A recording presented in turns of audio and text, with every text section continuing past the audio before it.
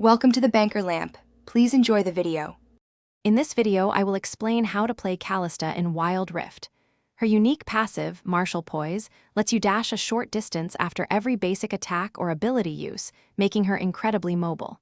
This mobility is key for kiting enemies and dodging skill shots.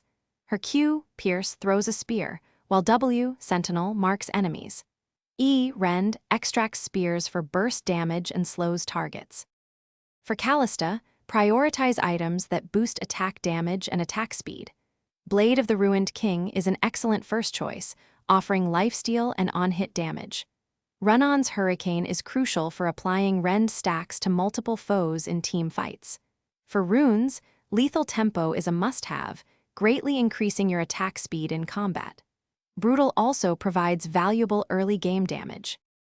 In the laning phase, concentrate on last-hitting minions for gold and poking opponents with your Q ability.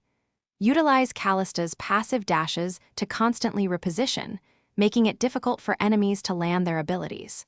Work closely with your Oathsworn support to initiate trades and secure early kills by stacking spears and using rend for burst damage. Don't overextend, but look for openings.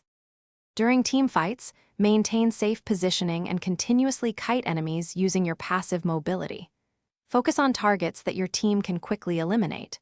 Your ultimate, Fate's Call, is versatile. Use it to save an endangered ally or to initiate a fight by launching your Oathsworn into the enemy team for a knock-up. Remember to stack spears on multiple enemies before activating Rend for maximum impact. Thanks for watching. If this was helpful, leave a like and consider subscribing. See you next time.